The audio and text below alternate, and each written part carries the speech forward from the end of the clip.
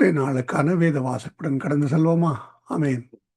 எண்ணாகமம் 7ஆம் அதிகாரம்.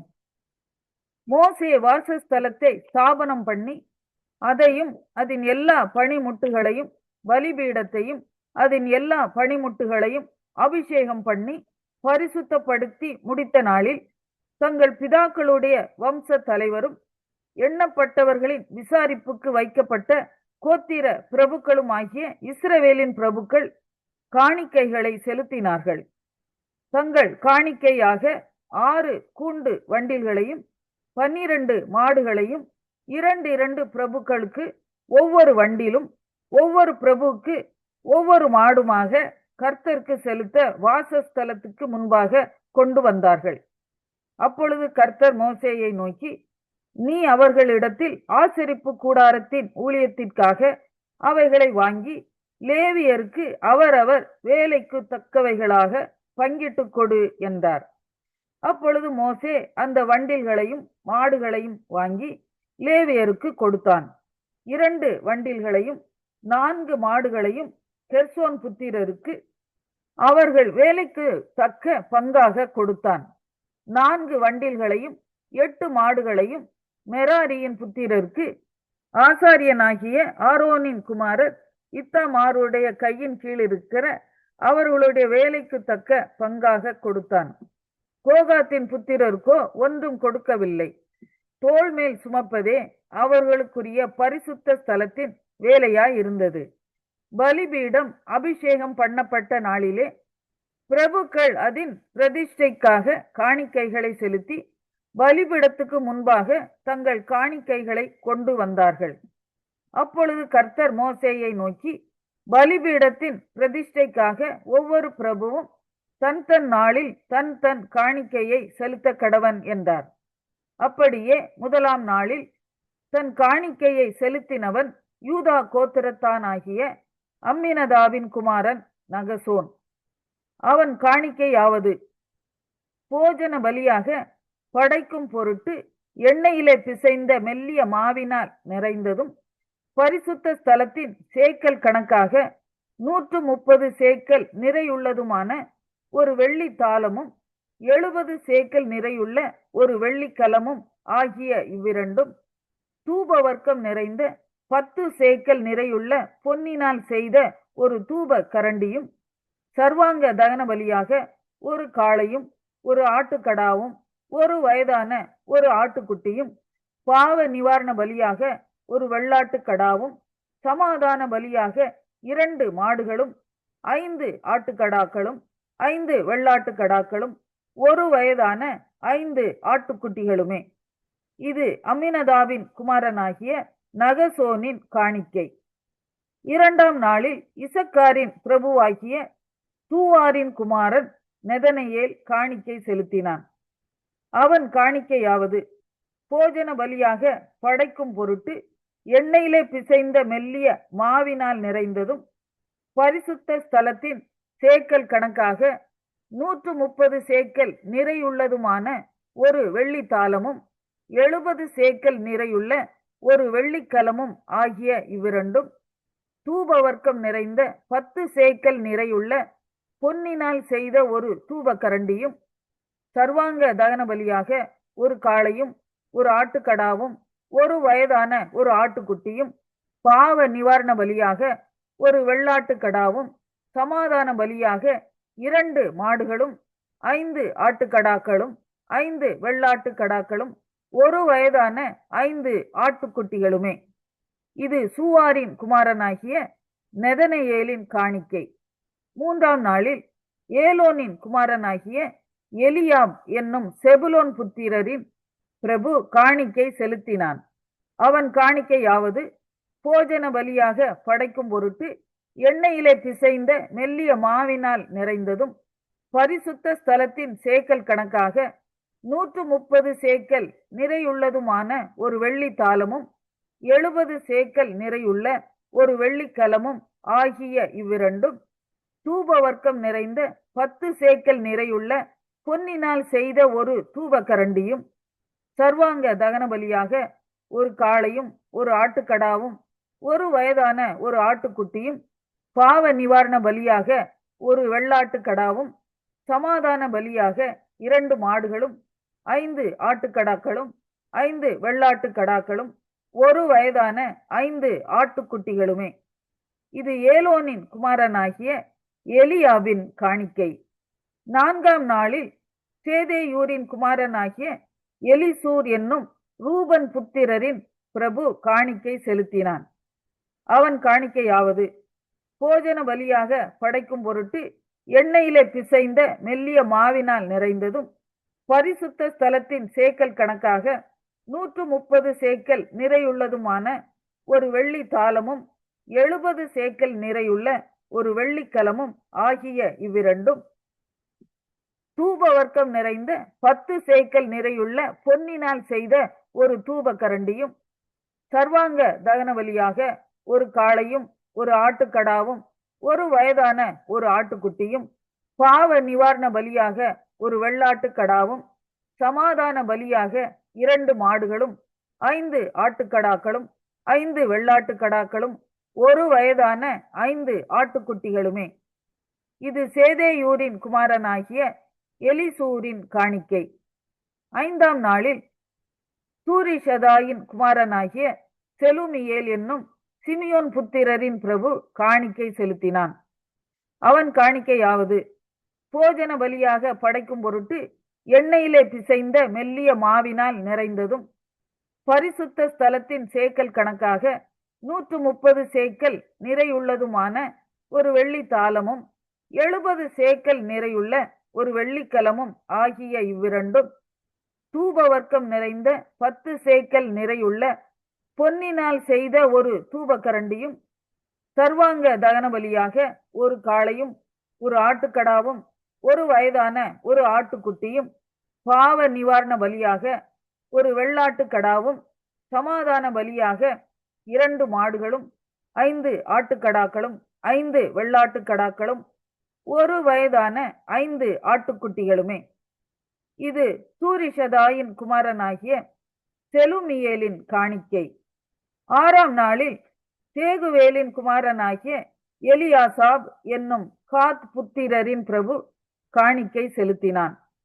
அவன் காணிக்கையாவது, போஜன பலியாக படைக்கும் பொருட்டு எண்ணெயிலே பிசைந்த மெல்லிய மாவினால் நிறைந்ததும், பரிசுத்த ஸ்தலத்தின் சேக்கல் கணக்காக 130 சேக்கல் நிறையுள்ளதுமான ஒரு வெள்ளி தாளமும், 70 சேக்கல் நிறையுள்ள ஒரு வெள்ளிக்கலமும் ஆகிய இவ்விரண்டும், தூப வர்க்கம் நிறைந்த 10 சேக்கல் நிறையுள்ள பொன்னினால் செய்த ஒரு தூப கரண்டியும், சர்வாங்க தகன பலியாக ஒரு காளையும், ஒரு ஆட்டுக்கடாவும், ஒரு வயதான ஒரு ஆட்டுக்குட்டியும், பாவ நிவாரண பலியாக ஒரு வெள்ளாட்டு கடாவும், சமாதான பலியாக 2 மாடுகளும், 5 ஆட்டுக்கடாக்களும், 5 வெள்ளாட்டு கடாக்களும், ஒரு வயதான 5 ஆட்டுக்குட்டிகளுமே. இது தேகுவேலின் குமாரனாகிய எலியாசாபின் காணிக்கை. 7ஆம் நாளில் அம்மியூதின் குமாரனாகிய எலிஷாமா என்னும் எப்ராயிம் புத்திரரின் பிரபு காணிக்கை செலுத்தினான்.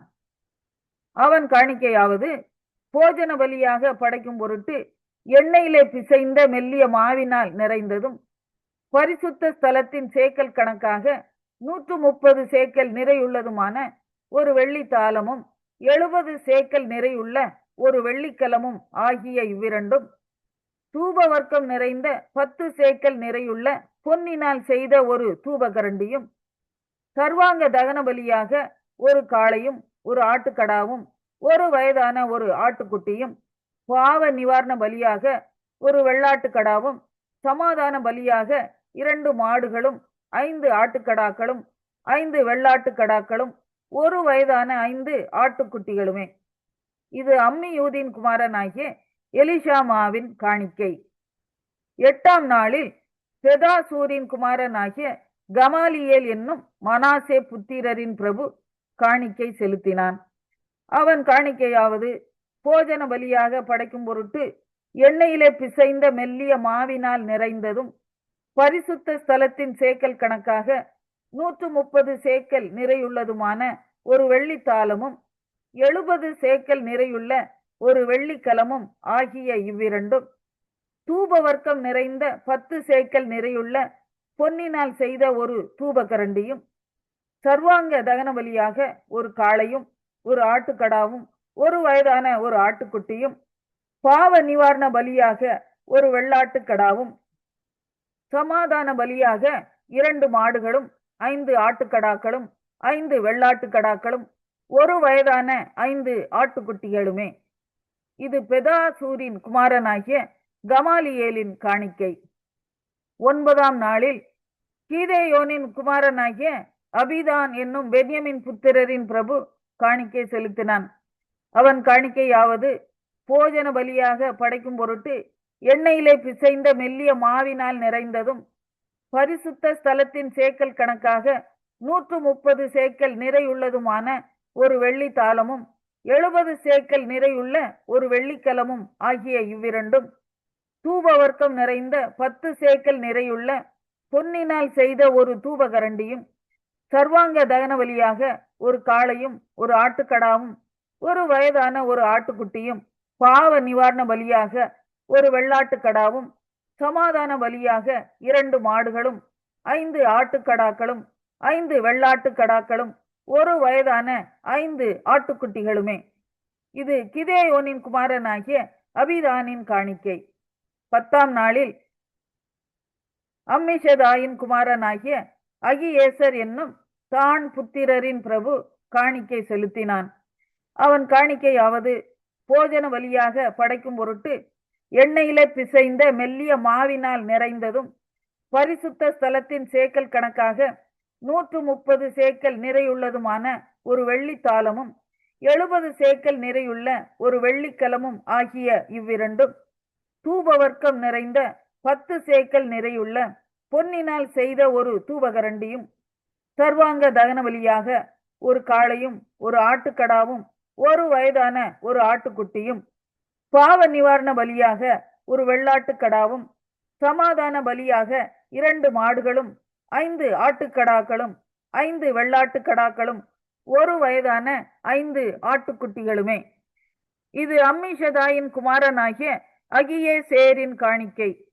11ஆம் நாளில் ஓகிரானின் குமாரனாகிய பாகியேல் என்னும் ஆசேர் புத்திரரின் பிரபு காணிக்கை செலுத்தினான்.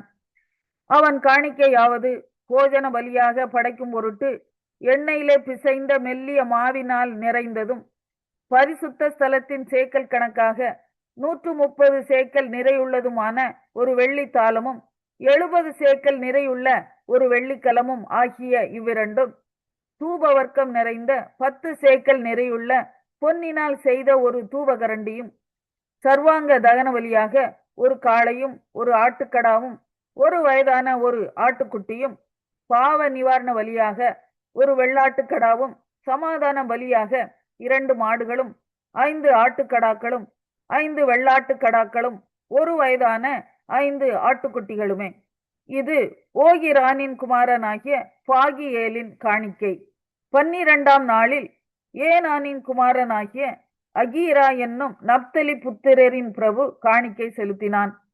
அவன் காணிக்கையாவது, போஜன பலியாக படைக்கும் பொருட்டு எண்ணெயிலே பிசைந்த மெல்லிய மாவினால் நிறைந்ததும், பரிசுத்த ஸ்தலத்தின் சேக்கல் கணக்காக 130 சேக்கல் நிறையுள்ளதுமான ஒரு வெள்ளித்தாளமும் 70 சேக்கல் நிறையுள்ள ஒரு வெள்ளிக்கலமும் ஆகிய இவ்விரண்டும், தூபவர்க்கம் நிறைந்த 10 சேக்கல் நிறையுள்ள பொன்னினால் செய்த ஒரு தூபகரண்டியும், சர்வாங்க தகன பலியாக ஒரு காளையும் ஒரு ஆட்டுக்கடாவும் ஒரு வயதான ஒரு ஆட்டுக்குட்டியும், பாவ நிவாரண பலியாக ஒரு வெள்ளாட்டுக்கடாவும், சமாதான பலியாக 2 மாடுகளும் 5 ஆட்டுக்கடாக்களும் 5 வெள்ளாட்டுக்கடாக்களும் ஒரு வயதான 5 ஆட்டுக்குட்டிகளுமே.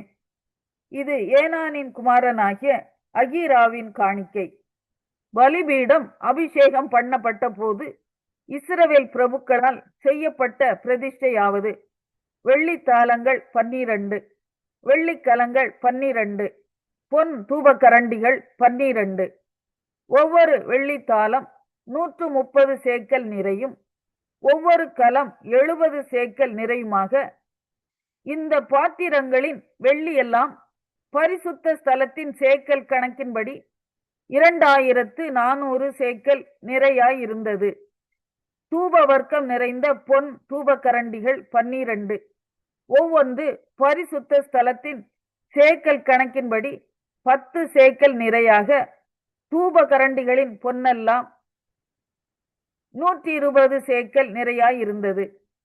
சர்வாங்க தகன பலியாக செலுத்தப்பட்ட காளைகள் எல்லாம் 12, ஆட்டுக்கடாக்கள் 12, ஒரு வயதான ஆட்டுக்குட்டிகள் 12, அவைகளுக்கு அடுத்த போஜன பலிகளும் கூட செலுத்தப்பட்டது.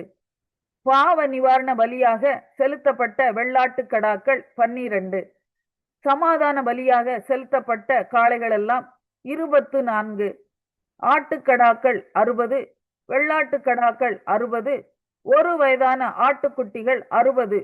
பலிபீடம் அபிஷேகம் பண்ணப்பட்ட பின்பு செய்யப்பட்ட அதன் பிரதிஷ்டை இதுவே. மோசே தேவனோடே பேசும்படி ஆசரிப்பு கூடாரத்திற்குள் பிரவேசிக்கும் போது தன்னோடே பேசுகிறவரின் சத்தம் சாட்சி பெட்டியின் மேலுள்ள கிருபாசனமான 2 கேருபீன்களின் நடுவிலிருந்துண்டாக கேட்பான். அங்கே நீதிமொழிகள் 4ஆம் அதிகாரம். பிள்ளைகளே, நீங்கள் தகப்பன் போதகத்தை கேட்டு புத்தியை அடையும்படி கவனியுங்கள். நான் உங்களுக்கு நற்போதகத்தை தருகிறேன், என் உபதேசத்தை விடாதிருங்கள். நான் என் தகப்பனுக்கு பிரியமான குமாரனும் என் தாய்க்கு மிகவும் அருமையான ஒரே பிள்ளையுமானவன். அவர் எனக்கு போதித்து சொன்னது, உன் இருதயம் என் வார்த்தைகளை காத்துக்கொள்ள கடவுது, என் கட்டளைகளை கைக்கொள், அப்பொழுது பிழைப்பாய். ஞானத்தை சம்பாதி, புத்தியையும் சம்பாதி, என் வாயின் வார்த்தைகளை மறவாமலும் விட்டு விலகாமலும் இரு. அதை விடாதே, அது உன்னை தற்காக்கும். அதன் மேல் பிரியமாயிரு, அது உன்னை காத்துக்கொள்ளும். ஞானமே முக்கியம். ஞானத்தை சம்பாதி. எண்ணத்தை சம்பாதித்தாலும் புத்தியை சம்பாதித்துக்கொள். நீ அதை மேன்மைப்படுத்து, அது உன்னை மேன்மைப்படுத்தும். நீ அதை தழுவிக்கொண்டால் அது உன்னை கனம் பண்ணும். அது உன் தலைக்கு அலங்காரமான முடியை கொடுக்கும். அது மகிமையான கிரீடத்தை உனக்கு சூட்டும். என் மகனே, கேள், என் வார்த்தைகளை ஏற்றுக்கொள், அப்பொழுது உன் ஆயுசின் வருஷங்கள் அதிகமாகும். ஞான மார்க்கத்தை நான் உனக்கு போதித்தேன், செவையான பாதைகளிலே உன்னை நடத்தினேன். நீ அவைகளில் நடக்கும்போது உன் நடைகளுக்கு இடுக்கண் உண்டாவதில்லை. நீ அவைகளில் ஓடினாலும் இடரமாட்டாய். புத்திமதியை உறுதியாய் பற்றிக்கொள், அதை விட்டுவிடாதே, அதை காத்துக்கொள், அதுவே உனக்கு ஜீவன். துன்மார்க்கருடைய பாதையில் பிரவேசியாதே, தீயோருடைய வழியில் நடவாதே. அதை வெறுத்து விடு, அதன் வழியாய் போகாதே, அதை விட்டு விலகி கடந்து போ. பொல்லாப்பு செய்தால் ஒழிய அவர்களுக்கு நித்திரை வராது. அவர்கள் யாரையாகிலும் விழப்பண்ணாதிருந்தால் அவர்கள் தூக்கம் கலைந்து போம். அவர்கள் ஆகாமியத்தின் அப்பத்தை புசித்து கொடுமையின் ரசத்தை குடிக்கிறார்கள். நீதிமான்களுடைய பாதை நடுப்பகல் வரைக்கும் அதிகமாய் பிரகாசிக்கிற சூரிய பிரகாசம் போலிருக்கும். துன்மார்க்கருடைய பாதையோ காரிருளை போலிருக்கும். தாங்கள் இடறுவது இன்னதில் என்று அறியார்கள். என் மகனே, என் வார்த்தைகளை கவனி, என் வசனங்களுக்கு உன் செவியை சாய். அவைகள் உன் கண்களை விட்டு பிரியாதிருப்பதாக. அவைகளை உன் இருதயத்துக்குள்ளே காத்துக்கொள். அவைகளை கண்டுபிடிக்கிறவர்களுக்கு அவைகள் ஜீவனும் அவர்கள் உடலுக்கெல்லாம் ஆரோக்கியமுமாம். எல்லா காவலோடும் உன் இருதயத்தை காத்துக்கொள், அதனிடத்தில் நின்று ஜீவ ஊற்று புறப்படும். வாயின் தாறுமாறுகளை உன்னை விட்டு அகற்றி உதடுகளின் மாறுபாட்டை உனக்கு தூரப்படுத்து. உன் கண்கள் நேராய் நோக்க கடவுது, உன் கண்ணுமைகள் உனக்கு முன்னே செவையாய் பார்க்க கடவுது. உன் கால் நடையை சீர்தூக்கி பார், உன் வழிகள் எல்லாம் நிலைவரப்பட்டிருப்பதாக. வலது புறமாவது இடது புறமாவது. லூக்கா 18ஆம் அதிகாரம். சோர்ந்து போகாமல் எப்பொழுதும் ஜெபம் பண்ண வேண்டும் என்பதை குறித்து அவர்களுக்கு அவர் ஒரு உவமையை சொன்னார். ஒரு பட்டணத்திலே ஒரு நியாயாதிபதி இருந்தான். அவன் தேவனுக்கு பயப்படாதவனும் மனுஷரை மதியாதவனுமாயிருந்தான். அந்த பட்டணத்திலே ஒரு விதவையும் இருந்தாள். அவள் அவனிடத்தில் போய், எனக்கும் என் எதிராளிக்கும் இருக்கிற காரியத்தில் எனக்கு நியாயம் செய்ய வேண்டும் என்று விண்ணப்பம் பண்ணினாள். வெகு நாள் வரைக்கும் அவனுக்கு மனதில்லாதிருந்தது. பின்பு அவன், நான் தேவனுக்கு பயப்படாமலும் மனுஷரை மதியாமலும் இருந்தும் இந்த விதவை என்னை எப்பொழுதும் தொந்தரவு செய்கிறபடியினால் இவள் அடிக்கடி வந்து என்னை அலட்டாதபடி இவளுக்கு நியாயம் செய்ய வேண்டும் என்று தனக்குள்ளே சொல்லிக்கொண்டான் என்றார். பின்னும் கர்த்தர் அவர்களை நோக்கி, அநீதியுள்ள அந்த நியாயாதிபதி சொன்னதை சிந்தித்து பாருங்கள். அந்தபடியே தேவன் தம்மை நோக்கி இரவும் பகலும் கூப்பிடுகிறவர்களாகிய தம்மால் தெரிந்து கொள்ளப்பட்டவர்களின் விஷயத்தில் நீடிய பொறுமை உள்ளவராயிருந்து அவர்களுக்கு நியாயம் செய்யாமல் இருப்பாரோ? சீக்கிரத்தில் அவர்களுக்கு நியாயம் செய்வார் என்று உங்களுக்கு சொல்லுகிறேன். ஆகிலும் மனுஷகுமாரன் வரும்போது பூமியிலே விசுவாசத்தை காண்பாரோ என்றார். அன்றியும் தங்களை நீதிமான்கள் என்று நம்பி மற்றவர்களை அற்பமாய் எண்ணின சிலரை குறித்து அவர் ஒரு உவமையை சொன்னார். 2 மனுஷர் ஜெபம் பண்ணும்படி தேவாலயத்திற்கு போனார்கள். ஒருவன் பரிசேயன், மற்றவன் ஆயக்காரன். பரிசேயன் நின்று, தேவனே, நான் பரிகாரர், அநியாயக்காரர், விபசாரக்காரர் ஆகிய மற்ற மனுஷரை போலவும் இந்த ஆயக்காரனை போலவும் இராததனால் உம்மை ஸ்தோத்திரிக்கிறேன். வாரத்தில் 2 தரம் உபவாசிக்கிறேன். என் சம்பாத்தியத்தில் எல்லாம் தசமபாகம் செலுத்தி வருகிறேன் என்று தனக்குள்ளே ஜெபம் பண்ணினான். ஆயக்காரன் தூரத்திலே நின்று தன் கண்களை வானத்துக்கு ஏறெடுக்க துணியாமல் தன் மார்பிலே அடித்துக்கொண்டு, தேவனே, பாவியாகிய என்மேல் கிருபையாயிரும் என்றான். அவனல்ல, இவனே நீதிமானாக்கப்பட்டவனாய் தன் வீட்டுக்கு திரும்பி போனான் என்று உங்களுக்கு சொல்லுகிறேன். ஏனெனில் தன்னை உயர்த்துகிறவன் எவனும் தாழ்த்தப்படுவான், தன்னை தாழ்த்துகிறவன் உயர்த்தப்படுவான் என்றார். பின்பு குழந்தைகளையும் அவர் தொடும்படிக்கு அவர்களை அவரிடத்தில் கொண்டு வந்தார்கள். சீஷர்கள் அதை கண்டு கொண்டு வந்தவர்களை அதட்டினார்கள். இயேசுவோ அவைகளை கொண்டு வரும்படி கட்டளையிட்டு, சிறு பிள்ளைகள் என்னிடத்தில் வருகிறதற்கு இடம் கொடுங்கள், அவைகளை தடை பண்ணாதிருங்கள், தேவனுடைய ராஜ்யம் அப்படிப்பட்டவர்களுடையது. எவனாகிலும் சிறு பிள்ளையைப் போல் தேவனுடைய ராஜ்யத்தை ஏற்றுக்கொள்ளாவிட்டால் அதில் பிரவேசிக்க மாட்டான் என்று மெய்யாகவே உங்களுக்கு சொல்லுகிறேன் என்றார். அப்பொழுது தலைவன் ஒருவன் அவரை நோக்கி, நல்ல போதகரே, நித்திய ஜீவனை சுதந்திரித்துக் கொள்வதற்கு நான் என்ன செய்ய வேண்டும் என்று கேட்டான். அதற்கு இயேசு, நீ என்னை நல்லவன் என்று சொல்வானேன்? தேவன் ஒருவர் தவிர நல்லவன் ஒருவனும் இல்லையே. விபச்சாரம் செய்யாதிருப்பாயாக, கொலை செய்யாதிருப்பாயாக, களவு செய்யாதிருப்பாயாக, பொய் சாட்சி சொல்லாதிருப்பாயாக, உன் தகப்பனையும் உன் தாயையும் கனம் பண்ணுவாயாக என்கிற கற்பனைகளை நீ அறிந்திருக்கிறாயே என்றார். அதற்கு அவன், இவைகளை எல்லாம் என் சிறு வயது முதல் கை கொண்டிருக்கிறேன் என்றான். இயேசு அதை கேட்டு, இன்னும் உன்னிடத்தில் ஒரு குறைவு உண்டு. உனக்கு உண்டானவைகளை எல்லாம் விற்று தரித்திரருக்கு கொடு, அப்பொழுது பரலோகத்திலே உனக்கு பொக்கிஷம் உண்டாயிருக்கும். பின்பு என்னை பின்பற்றி வா என்றார். அவன் அதிக ஐஸ்வர்யமுள்ளவனானபடியால் இதை கேட்ட பொழுது மிகுந்த துக்கமடைந்தான். அவன் மிகுந்த துக்கமடைந்ததை இயேசு கண்டு, ஐஸ்வர்யம் உள்ளவர்கள் தேவனுடைய ராஜ்யத்தில் பிரவேசிப்பது எவ்வளவு அரிதாயிருக்கிறது. ஐஸ்வர்யவான் தேவனுடைய ராஜ்யத்தில் பிரவேசிப்பதை பார்க்கிலும் ஒட்டகமானது ஊசியின் காதிலே நுழைவது எளிதாயிருக்கும் என்றார். அதை கேட்டவர்கள், அப்படியானால் யார் ரட்சிக்கப்படக்கூடும் என்றார்கள். அதற்கு அவர், மனுஷரால் கூடாதவைகள் தேவனால் கூடும் என்றார். அப்பொழுது பேதுரு அவரை நோக்கி, இதோ நாங்கள் எல்லாவற்றையும் விட்டு உம்மை பின்பற்றினோமே என்றான். அதற்கு அவர், தேவனுடைய ராஜ்யத்து நிமித்தம் வீட்டையாவது, பெற்றோரையாவது, சகோதரரையாவது, மனைவியையாவது, பிள்ளைகளையாவது விட்டுவிட்ட எவனும் இம்மையிலே அதிகமானவைகளையும் மறுமையிலே நித்திய ஜீவனையும் அடையாமற் போவதில்லை என்று மெய்யாகவே உங்களுக்கு சொல்லுகிறேன் என்றார். பின்பு அவர் 12 தம்மிடத்தில் அழைத்து, இதோ எருசலேமுக்கு போகிறோம், மனுஷகுமாரனை குறித்து தீர்க்கதரிசிகளால் எழுதப்பட்டவைகள் எல்லாம் நிறைவேறும். எப்படியெனில் அவர் புறஜாதியாரிடத்தில் ஒப்புக் கொடுக்கப்பட்டு பரியாசமும் நிந்தையும் அடைந்து துப்பப்படுவார். அவரை வாரினால் அடித்து கொலை செய்வார்கள். 3ஆம் நாளிலே அவர் உயிரோடு எழுந்திருப்பார் என்றார். இவைகளில் ஒன்றையும் அவர்கள் உணரவில்லை. அவைகளின் பொருள் அவர்களுக்கு மறைவாயிருந்தது. அவர் சொன்னவைகளை அவர்கள் அறிந்து கொள்ளவில்லை. பின்பு அவர் எரிகோவுக்கு சமீபமாய் வரும்போது ஒரு குருடன் வழியருகே உட்கார்ந்து பிச்சை கேட்டுக் கொண்டிருந்தான்.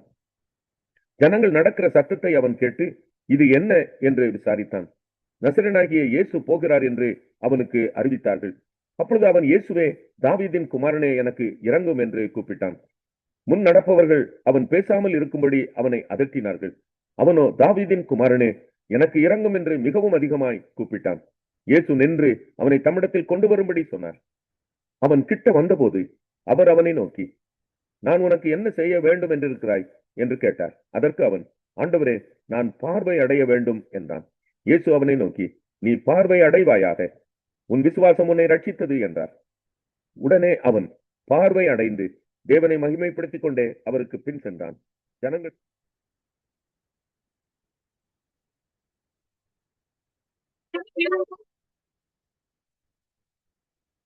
பிரசங்கியுங்கள்.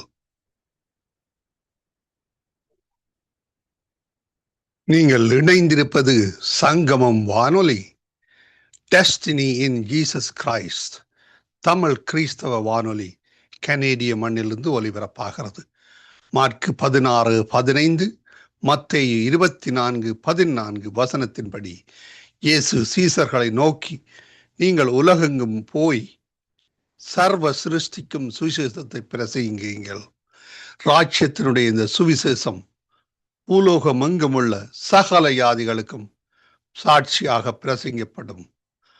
அப்பொழுது முடிவு வரும் என்ற வசனத்தின்படி ஆத்துமாக்களை பரலோகத்தில் சங்கமிக்கும் வானொலி சங்கமம், சங்கமம், சங்கமம்.